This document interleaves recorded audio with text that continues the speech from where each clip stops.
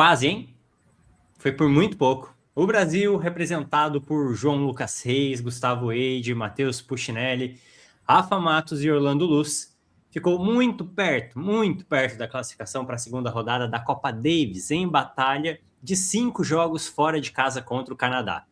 Nesta edição do quadro principal, vamos falar ainda sobre resultados do final de semana na ATP e WTA, mas o foco aqui será a Copa Davis, o confronto do Brasil. Se inscreva no nosso canal se estiver pelo YouTube e siga a gente se estiver pelo Spotify. Galera, Canadá 3, Brasil 2. Né? A nossa seleção ganhou 2 pontos aí no duelo, com as vitórias de Gustavo Eide em simples no primeiro dia. Ele derrotou o Gabriel Diallo por parciais de 7-6, 3-6 e 7-6, fechando o primeiro dia do confronto em 1-1. No dia seguinte, abrimos com a vitória de virada nas duplas do Rafa e do Orlandinho. Eles jogaram muito para virar a partida contra o Liam Draxel e o Clive Harper, 3-6, 6-4 e 7-5. Mas depois o Canadá ganhou os 2 jogos de simples e ficou com a classificação. Daniel, bons pontos positivos. As duplas seguem sendo o nosso pilar aí, o nosso ponto quase que garantido. E na ausência do João Fonseca, que, enfim, não esteve aí nesse duelo devido a condições físicas e devido à preparação para a temporada sul-americana de Saibro, né? Ele defende título em Buenos Aires, logo em seguida tem o Rio Open, seria muito brusco aí essa mudança de piso. É muito importante, muito legal ver o Gustavo Eide brilhando, o Puccinelli fazendo um bom jogo 4, perdeu no detalhe por 2-1 contra o Diallo. Olha, foi por muito pouco mesmo que o Brasil, com o time, sei lá, o time C do Brasil não ganhou do time B do Canadá. Quase um time A do Canadá. Então, esse duelo dá pra gente olhar com ele de um jeito mais otimista do que em outras derrotas. Está longe de ser terra arrasada, por mais que os principais do Canadá, o Shapovalov e o Aliassime não estivessem lá, ainda assim era um time muito forte do Canadá e o Brasil jogou de igual para igual, viu? Salve, amigo Lucas, ouvintes espectadores do podcast Quadra Principal. É um confronto sem os principais jogadores, né? Sem João Fonseca, sem Shapovalov e Aliassime. Aliassime a gente vai falar daqui a pouco dele, né? E realmente, com esse calendário louco do tênis mundial, a Copa Davis deixa de ser aquela prioridade, né? Não tem mais aquela importância para os principais tenistas. Então, a gente viu outros confrontos também sem os principais atletas de cada país, né? Dito isso, eu tinha, assim, com a ausência do João Fonseca, mesmo com a ausência dos dois principais tenistas canadenses, eu não tinha tantas expectativas para esse confronto, né? O Canadá era favorito por estar em casa, né? Por o piso favorável e por ter um top 40, né, na sua equipe, que é o Gabriel Diallo, né?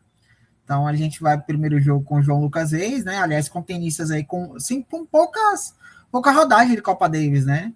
Mas é a magia da Copa Davis, né? Aconteceu, né? Aquela coisa que a gente sempre fala aqui. Às vezes o ranking não quer dizer muita coisa na Copa Davis. Às vezes aquele cara que está com o melhor ranking, ele tem aquela pressão, a responsabilidade de defender o seu país, não tá muito habituado ainda, e aquele que tem pior ranking se supera. E a gente viu isso especialmente no primeiro dia, né? No primeiro dia a gente teve uma vitória do Liam Draxel sem muitos problemas, assim, o João Lucas Reis, né, que fez sua estreia. E teve e essa surpreendeu, né? A vitória do Gustavo Eide para cima do Gabriel Diallo, top 40 do ranking mundial, né? 7-5 no terceiro set. E aí foi que deu aquela esperança, né? Ó, estamos batendo de frente. Aí chega no segundo dia, que acho que era ponto passivo para todo mundo, que era nossa maior chance de vitória, era nas duplas, com o Rolandinho e com o Rafa, e aí eles estão deixando a gente sonhar, né? Mas é muito tênis brasileiro. Daniel, até a gente conversando ao longo ali do primeiro dia, eu cheguei a falar, quando a gente perde o primeiro jogo, o João Lucas perde o primeiro jogo, eu te falei, ó, pode ser um 3-0, talvez um 3-1, mas que a gente vai ser eliminado, a gente vai, porque realmente a expectativa era muito baixa. E aí a coisa vira completamente quando ganha nas duplas, né? E aí, só uma observação sobre o Gustavo Eide. Cara, o Gustavo Eide, ele tem potencial para ser top 100. Né? Ele não é prodígio como é o João Fonseca, mas ele tem potencial para ser top 100. Ele mostrou nesse jogo que ele tem condições. Aí é ter consistência, a questão física dele pega muito, tanto que ele voltou de lesão, né, reta final da temporada. Esses 2 pontos, né, para que ele possa levar o seu nível e chegar, quem sabe, chegar a ser um top 100 do ranking mundial. E o jogo dele casa muito com a quadradura, o jogo agressivo do Wade casa muito com a quadradura, mais até do que do próprio Saibro. E ele mostrou nesse jogo contra o Gabriel Diallo, aí vem aquela pressão, né? O Diallo, top 40 do ranking mundial, mas é um cara que ainda não tem... E ele estava com o peso de ser o principal tenista do confronto, não só do Canadá, mas do confronto. Acho que ele sentiu muito nesse primeiro dia e sentiu também no segundo dia, né? No terceiro dia, perdão, né? Segundo dia, né? O calendário da Copa Davis é louco. Teve as duplas que a gente teve a vitória do Orlandinho e do Rafa, e aí o Brasil ficou com a uma vitória e, digamos assim, esteve a um game, né, de vencer o confronto, né? O Matheus Puccinelli também, jogou muito bem, excelente primeiro set, fazendo o Gabriel Diallo. E aí tem o segundo set ali, que acho que é o divisor de águas, talvez, do confronto. Porque o Matheus Puccinelli, ele tem um breakpoint logo no primeiro game, e aí foi mérito total de Diallo, que descolou um ace, não deu nem... O Puccinelli não teve o que fazer. Depois cola um outro ace no iguais, fecha o game, e aí ele deslancha no jogo. Ele fez set, não 6-1, 6-2, não me recordo agora. O terceiro set equilibrado, vai para o tie-break, a gente teve a um game de vencer o confronto, né? Vai para o tie-break, e aí eu acho que prevaleceu mais a maior qualidade do Diallo, né? A maior qualidade técnica do Diallo. E só que assim, acho que pela expectativa do Gustavo Wade no primeiro dia, a gente imaginava que, né, por ele enfrentar um tênis teoricamente mais acessível que o anterior, poderia bater de frente, né? Mas não foi o que aconteceu. O Leon Draxel, aliás, o grande nome, né, do Canadá, porque ele venceu os 2 jogos, acabou vencendo por 2-0. Fica a frustração, né? Uma coisa bem clichê tênis brasileira, fica uma frustração que a gente teve perto de vencer um grande adversário, que é o Canadá, na casa deles. Mas, de fato, acho que o Brasil surpreendeu. Fez um ótimo papel, mesmo com um expressinho, digamos assim, né? Destaques para o Gustavo Wade, que venceu o primeiro jogo, o Matheus Puccinelli mesmo perdendo, né? E acho que o técnico, que seria, ele entrou no lugar do João Lucas Reis, né? Esse fato novo, acho que acabou surpreendendo o Gabriel Diallo. Fez um ótimo papel, perdeu um detalhe, né? Lembrando que o Puccinelli, anos atrás, venceu o Ogaruni no ATP de Santiago, né? Era um cara que a gente achava também que poderia evoluir, quem sabe até beliscar ali um top 100, não aconteceu, né? Muitos problemas físicos também com ele, né? Mas acho que os garotos fizeram um bom papel, né? Agora a gente vai disputar a repescagem, né? Lá no segundo semestre, para ver se a gente permanece ali na elite. A gente ainda não sabe quem é o adversário, mas vamos ver se a gente pega um adversário acessível aí para que a gente possa, né, jogar novamente o Grupo Mundial em 2027. Lembrando que antes desse tricampeonato aí da Itália, o Canadá que tinha vencido a Copa Davis. Sim. Então, é um grande time. Não estava com os principais, mas tem uma galera vindo atrás no ranking ali. Então, era ainda assim um time muito bom. E o Brasil realmente estava... Sem o João Fonseca, ficaria mais difícil, né? Essa é a magia da Copa Davis, que a gente vê a galera... É a grande pegadinha, né? A galera olha os rankings dos tenistas, o Canadá vai atropelar, e não foi isso, pô. O Brasil bateu de frente, teve por muito pouco, não poderia ter vencido. A gente viu também em outros confrontos, né, da Davis, acontece esse tipo de coisa. O pior ranqueado ali vai lá e surpreende o melhor ranqueado, né, e essa é a magia. Infelizmente a Copa Davis foi estragada, né, porque não é mais aqueles moldes que a gente estava acostumado, mas... Muito obrigado, Piquet, muito obrigado, hein? Valeu. Parabéns, estragou a Copa Davis, acho que até por isso também perdeu um pouco, né, do seu glamour, né?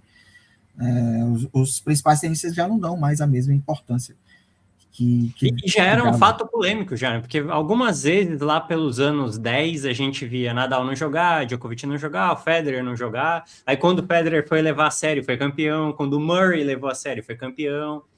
Essa galera foi saindo da fila no momento que levou a Copa Davis a sério, para ganhar mesmo. Enfim, ainda falar aqui, destacar o Chile, que meteu 4-0 jogando em casa contra a Sérvia, em pleno estádio nacional. Tô aqui de camiseta do Chile. belíssima vitória, vai enfrentar a Espanha com a possibilidade do Carlitos ir para Santiago aí para disputar esse jogo. Seria muito legal.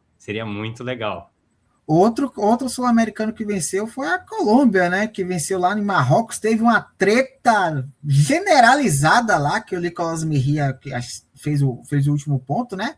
Fez assim silêncio para a torcida, que a torcida estava provocando e tal. E aí virou uma. Jogaram objetos na quadra. Se fosse aqui, ia perder um monte de quadra, né? Um monte de campo. Clima de Libertadores. Rapaz, foi uma maior treta, assim, nesse confronto Marrocos e Colômbia. Foi de louco. A Copa Davis ficou chata, mas ainda tem algumas coisas bem interessantes. Ainda nos dá algum entretenimento, né, desse tipo de coisa. Sim. E vamos torcer para o Brasil pegar um bom confronto aí para voltar nessa fase mais uma vez no próximo ano, quem sabe com a participação do João. Bora falar de ATP agora, né? Tivemos o ATP 250 de Montpellier, quadra dura, coberta, e claro, quando chega essa época, você pode ter certeza que o Félix Auger-Aliassime vai levantar pelo menos um troféuzinho.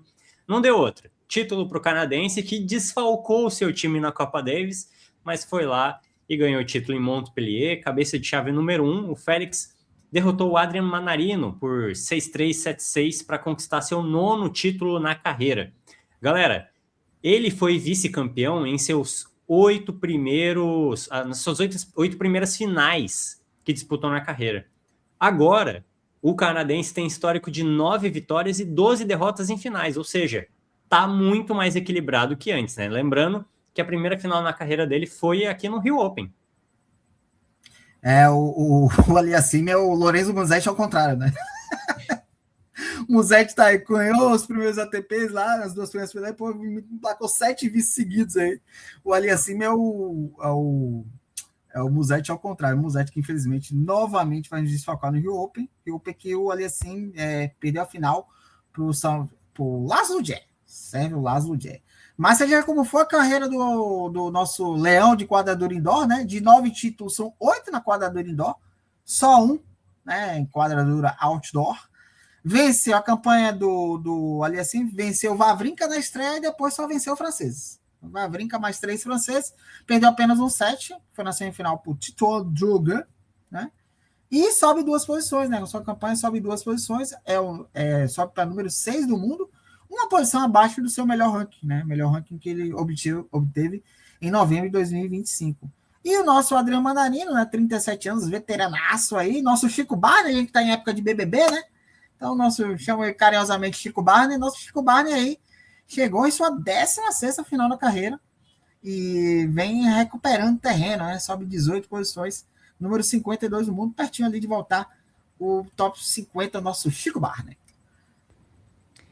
É isso, e para encerrar o podcast dessa semana, uma edição mais curtinha, vamos passar rapidinho pelas finais da WTA na última semana. A gente teve alguns resultados interessantes, começando aí no WTA 500 de Abu Dhabi. Vinda do quali, a tcheca Sara Beliček conquistou seu primeiro título na carreira. A tenista de 20 anos derrotou aí na campanha no WTA 500 de Abu Dhabi a Ashley Kruger e Helena Ostapenko, campeã de Roland Garros 2017, Sonai Kartal, Clara Tauson e a Ekaterina Alexandrova para ficar com o troféu de campeã.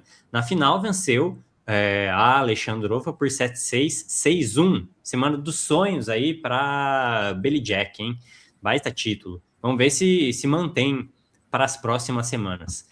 Também tivemos Kate Boulter voltando a conquistar um título de simples, de elite na WTA, depois de quase 2 anos. Ela venceu o WTA 250 de Ostrava, na Tchequia, ao derrotar na final a alemã Tamara Korpast por 5-7, 6-2 e 6-1. Um primeiro set bem equilibrado e depois um passeio aí da Boulter. 4º título em sua carreira. E no Transilvânia Open, um dos torneios mais carismáticos do circuito feminino, lá na Romênia, um WTA 250, vitória da dona da casa, a Sorana Cirstea, que bateu a Emma Raducanu por 6-0, 6-1 na decisão. A curiosidade aqui, Daniel e ouvintes, primeira final da Emma Raducanu desde o título do US Open em 2021. Ou seja, era apenas a segunda final da carreira dela. A Emma, que nos últimos anos, infelizmente, sofreu muito com lesões. Então, constantes, né? Trocas de técnico. Constantes trocas de técnico. Deu uma leve deslumbrada. Mas parece que está voltando, está jogando melhor realmente. Nos grandes lances, aos poucos, vai indo um pouco mais longe, mas fica aí a curiosidade, primeira final dela desde o título do US Open 2021. Vamos lá, começar com o WTA 500 de Abu Dhabi, Sara Bejek, 20 anos, mais uma tcheca, mais uma novinha tcheca surgindo, olho nessa garota, essa garota entra em tudo para ir se firmar no circuito ali, né? Fez uma grande campanha com o Severo Uruguai, perdeu apenas um set, que foi para Clara Tauson na semifinal, e antes de conquistar esse primeiro título de elite, já um WTA 500, ela teve um ano de 2025 que ela conquistou 3 títulos da WTA 125. Então, ela já vinha em franca ascensão e permanece em ascensão. 20 anos, né? Conquista seu primeiro WTA e deu um saltão aí no ranking, saltou de 101 para número 38 do mundo. Então, a Sara Bejek, olho nessa garota, mais uma tcheca aí, a escola tcheca do tênis feminino. No tênis a gente respeita, mas no tênis feminino a gente respeita mais ainda. Que o que brota de tenista tcheca boa e talentosa não tá no gibi, essa garota, canhota, né? Canhota, então vamos ficar de olho nela aí, no crescimento dela, que pode ser aí uma daquelas tenistas ali para novinhas que pode surpreender aí no circuito da WTA. Venceu a Alexandrova, que apesar da derrota russa, voltou ao top 10, né? Chegou à sua 13ª final da carreira, russa de 31 anos de idade. Indo lá para a Romênia, Transilvânia Open, torneio mais carismático, como você falou, a galera entra de vampiro lá.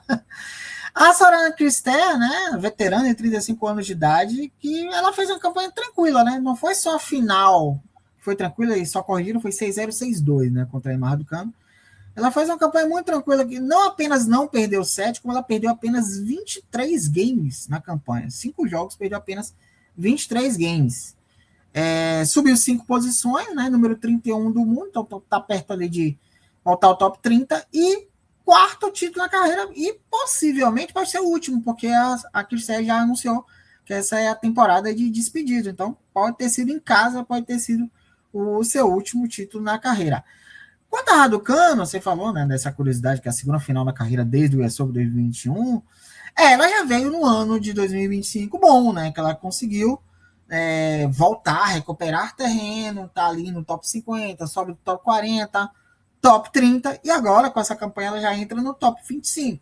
Então, vem com campanhas consistentes, né? Então, pelo visto, a partir do ano passado ela já conseguiu já conseguiu se situar novamente, né?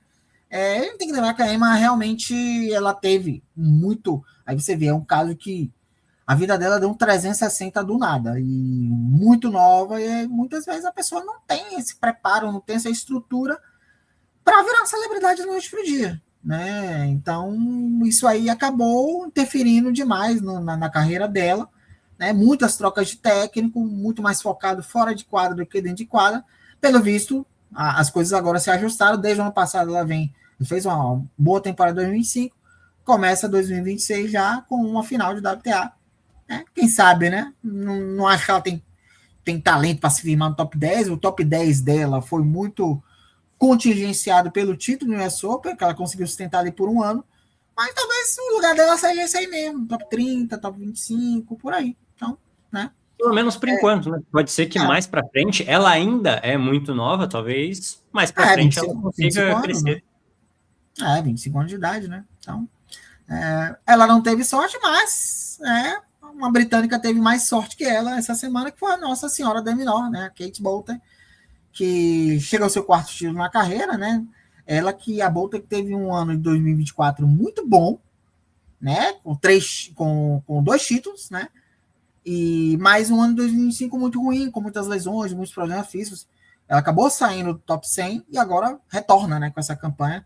Ela retorna ao top 100, salta de 120 para 84 do mundo. Então, a Boulter é uma tenista também aí que foi muito tempo ali top 30 também, né? Então, 2024 sensacional, 2025 teve essa queda, né? Muito por problemas físicos. 2026 já começa bem. A tendência realmente é que ela vai recuperando terreno para que ela possa voltar, quem sabe ali ao top 30. A gente pode ter, quem sabe em breve, 2 britânicas ali ingressando, perambulando ali top 30 do ranking mundial. Então, esses foram os primeiros torneios da WTA. Agora vem, essa semana começou o WTA 1000 de Doha, então vamos ter 2 WTAs 1000 seguidos, né? Doha e Dubai, né?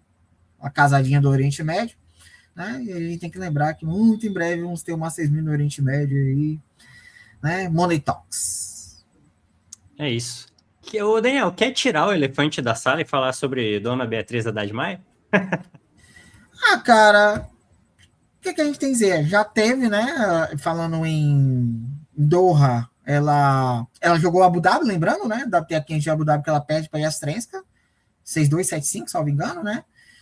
Aí joga o quali de Doha, né? Porque ela não tinha ranking para entrar na chave inicial, joga o quali de Doha, vence uma tenista do Catar, que eu não vou me recordar agora quem é, mas é a tenista amadora, aplicou uma bicicleta, mas no primeiro jogo de verdade ela perde para Zakharova. E aí entra como lock loser e foi atropelada pela Janice Tien, 6-0, 6-1, né? Quase uma bicicleta, né? Assim, cara, já falamos da Bia ano passado, né?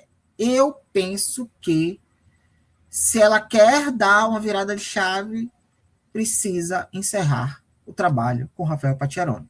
Chegou um momento que, e não é que o Pacchiaroni seja incompetente, não é nada disso, mas tem determinados momentos que o ciclo se encerra. O ciclo da relação Bia Pacchiaroni e seus bloqueps já se encerrou desde o ano passado. Mas ela não se deu conta disso ou segue na teimosia de minha equipe é inegociável. Chega um determinado momento que o técnico, isso vale para qualquer esporte, no futebol, no basquete, no vôlei, no tênis. Chega um determinado momento que o técnico, por mais capacidade que ele tenha, por mais preparo que ele tenha, ele não consegue mais extrair do jogador, dos jogadores, no caso de um esporte coletivo, não consegue mais extrair o melhor deles. A gente tem aí um excelente exemplo, por exemplo, do Guardiola. Na época do Barça já não estava conseguindo mais, agora no Manchester City está 300 anos no City. Já não é mais a mesma coisa. O Klopp no Liverpool. Então, cara, acontece. Faz parte. Normal. Eu torço pro Phoenix Suns na NBA. Recentemente o Suns chegou na final de 2021. Chegou na final da NBA e perdeu para o Milwaukee Bucks. O técnico na época era o Monty Williams. O Monty Williams assume ali antes da pandemia, pouco antes da pandemia. O Suns era uma das piores equipes da liga. Ele assume, o time começa a ganhar jogo, vai para a bolha da NBA, aquela bolha, vocês vão lembrar, a bolha da Disney. O Suns não perde nenhum jogo, ele ganha os 8 jogos da bolha, invicto, por muito pouco não consegue vagar nos playoffs. Na temporada seguinte, faz a melhor campanha, chega na final e perdeu para o Milwaukee Bucks.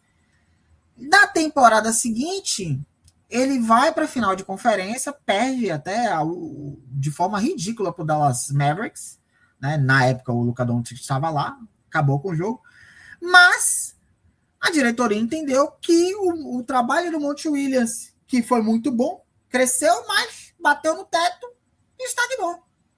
E eles entenderam que o Monty Williams, e a gente também entendia, eu como torcedor, que o trabalho do Monty Williams não ia mais para lugar nenhum, porque ele chegou num momento que ele não conseguia mais evoluir daquilo ali. E é isso que está acontecendo com a Bia.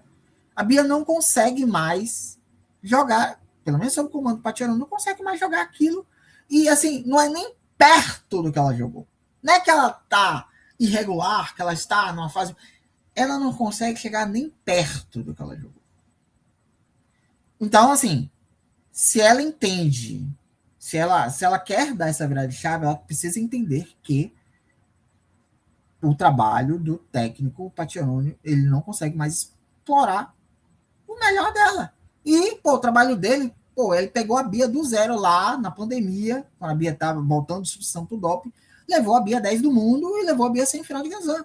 Médios totais dele, mas o ciclo se encerrou. Outra coisa, a Bia tem que mudar o calendário dela. Não adianta ficar jogando WTA 500 o tempo todo e ficar tomando porrada toda hora. Por exemplo, essa semana teve 2 WTAs, Ostrava e Cluj-Napoca, com chaves super acessíveis. A Bia, além de tudo, é jogar. Ela precisa ter calçar um pouquinho a sandalinha de humildade e dar um passinho para trás. Pô, não adianta eu ficar jogando 500 aqui tomando porrada o tempo todo. Jogando WTA 1000, Não, tomando porrada o ela tempo perde todo. confiança e ela não consegue pegar ritmo, porque tá tomando paulada atrás de paulada. Exatamente. Pô, a gente tem várias exemplos. A Band, que voltou da licença maternidade, voltou jogando WTA 125.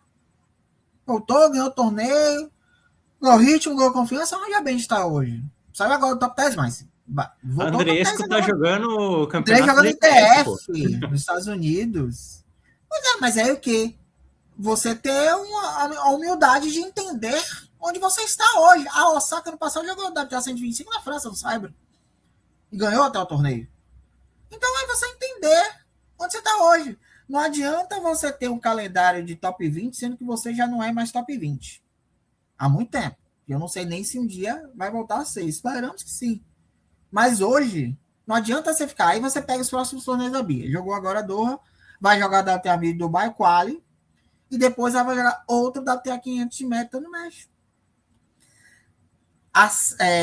Se continuar assim, a tendência é que daqui a alguns meses, é porque ela não defende muitos pontos agora nesses primeiros meses do ano, mas a partir de maio que ela vai começar a defender semifinal de Estrasburgo e por aí vai, a tendência é que, se continuar assim, ela saia do top 100. E aí já não entra mais direto em chave de Grand Slam, as coisas já começam a ficar muito mais difíceis. Então, ela precisa entender. Vai precisar de uma recuperação fenomenal nesses próximos meses para conseguir somar pontos e depois defender os pontos que ela tem para defender lá na frente. Mas eu acho, olhando a situação atual, que ela vai sair do top 100. É um movimento natural. Que fique claro, a gente não tá torcendo por isso. A gente torce pela Bia, que é o melhor da Bia, e quer que a Bia volte aos melhores momentos, aos melhores palcos, os melhores jogos. Mas tá difícil. Tá muito difícil. Não, assim, e você vê todas as jogadoras buscando evoluir o jogo, buscando melhorar, e a gente não vê isso da Bia, infelizmente. A gente vê a Bia jogando sempre a mesma coisa. Aí a gente pegar, vamos fazer uma cronologia, volta aquele jogo contra o Boco, faz um bom jogo até, a gente falamos sobre isso aqui. Né? Aí a gente botou, falta de ritmo, beleza, tranquilo. Já o jogo contra a Putintseva foi um jogo que ela deixou escapar. Era um jogo que era para ter vencido. A Putintseva não tá mais no melhor momento da carreira. Não tá no melhor momento da carreira, assim como ela também não tá. Então, voltou, tirou aquele. Terminou o ano mais cedo para cuidar da mente, beleza, tudo certo. Mas qual era a expectativa? Voltar com algo diferente. Voltou fazendo a mesma coisa. E aí vem aquela velha ditado: não adianta buscar resultados diferentes fazendo a mesma coisa. Né? Você vê todas as jogadoras buscando evoluir, buscando melhorar seu jogo, buscando alternativas, e aí você vê a Bia estagnada, acomodada. Hoje, você pega o top 200 hoje eu vejo qualquer uma do top 200 aí, hoje, se jogar contra a Bia, eu aposto mais nela do que na Bia. Infelizmente. Fica aí a torcida para que a Bia consiga voltar a ganhar confiança, jogar jogos, não ficar levando esse vareio que está acontecendo, infelizmente, e que ela consiga, aos poucos, recuperar e vencer um jogo, vencer 2 jogos, vencer 3 jogos, recuperar a confiança. A gente sabe do potencial e da jogadora que ela é, e enfim. E vamos ver se muda alguma coisa dentro dessa equipe técnica. Chega uma hora que bater no peito, às vezes, já é 1 ano já batendo no peito, 1 ano e meio já. Assim, o ano de 2025 foi muito ruim, né? Teve alguns lampejos, semifinal de Estrasburgo, US Open, que ela chega nas oitavas de final, teve lampejos bons. Ela ganha a Svitolina em Bad Home, teve alguns lampejos, mas o ano em si foi muito ruim. Muito ruim. E começa o ano muito ruim de novo.